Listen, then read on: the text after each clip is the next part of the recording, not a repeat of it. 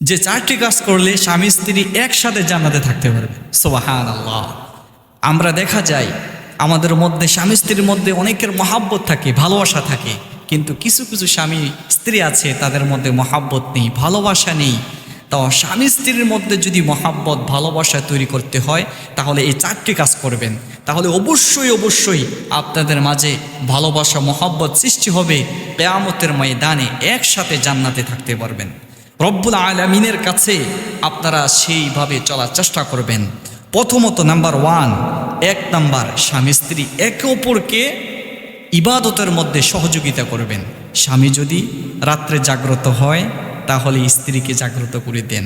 তাহলে দেখবেন আপনি স্বামী স্ত্রী একসাথে তাহাজ্জুদের নামাজ আদায় করেন, রব্বুল আলামিনের কাছে দোয়া করেন, রব্বুল আলামিনের কাছে বলেন, দেখবেন আল্লাহ রব্বুল আলামিন আপনাদেরকে দুনিয়াতে শান্তিতে রাখবেন, কিয়ামতের ময়দানেও রব্বুল আলামিন আপনাদেরকে একসাথে জান্নাতে রাখবেন।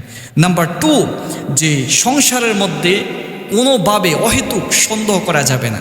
কারণ যদি সন্দেহ করেন তাহলে স্বামী স্ত্রীর মধ্যে দূরত্ব সৃষ্টি হয়ে যাবে। যদি দূরত্ব সৃষ্টি হয়ে যায় তাহলে আপনাদের মধ্যে ভালোবাসা, মহাব্বত, ইবাদতের আগ্রহ নষ্ট হয়ে যাবে। এজন্য স্বামী স্ত্রীর মধ্যে কোনোভাবে সন্দেহ করা যাবে না।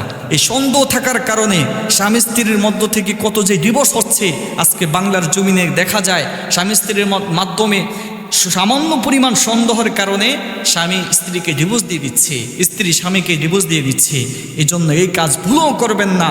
সব সময় স্ত্রী স্বামী স্ত্রীকে কোনোভাবে সন্দেহ করবেন না, সব সময় বিশ্বাস করবেন, কারণ বিশ্বাসের সম্পর্ক টিকে থাকে অনেক দিন। নাম্বার 3, স্বামী স্ত্রী একে অপরকে সকলকে ফজরের ওয়াক্ত ডেকে দিবেন। কারণ স্বামী ঘুমিয়ে থাকে, স্ত্রী জাগ্রত হয়ে স্বামীকে জাগরার চেষ্টা করবেন, জাগ্রত করবেন, বলে দিবেন যে স্বামী উঠো, ফজরের নামাজটা আদায় করো। এভাবে করে তাকে একসাথে নিয়ে আপনি ফজরের নামাজ আদায় করেন। আবার স্বামী যদি উঠে যায় তাহলে স্ত্রীকে জাগ্রত করে দিতে হবে। তাহলে দেখবেন দুইজনের মধ্যে মহাব্বত, ভালোবাসা সৃষ্টি হবে এবং এত মহাব্বত সৃষ্টি হবে যেটা কল্পনা করা যায় না। এই 4 নাম্বার হলো কোনোভাবে স্বামী স্ত্রী একসাথে কোনোভাবে ঝগড়া করা যাবে না।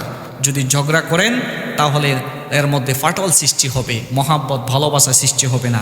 মহাব্বত ভালোবাসা এমন একটা জিনিস যেটা রব্বুল আলামিনের পক্ষ থেকে আসে।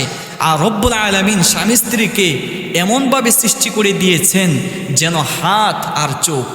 জানেন যদি চোখে পানি আসে তাহলে হাত দিয়ে মুছে দেওয়া হয়, হাত ব্যথা পাইলে চোখে পানি চলে আসে। এই জন্য স্বামী স্ত্রীকে হাত আর চোখের সাথে তুলনা করা হয়েছে। তাহলে আসুন এই 4টি আমল, 4টি দিক বেশি বেশি করে আপনারা ফলো করেন, আমল করেন, দেখবেন রব্বুল আলামিন আপনাদের মাঝে ভালোবাসা ও মহাব্বত সৃষ্টি করে দিবে। সুবহান।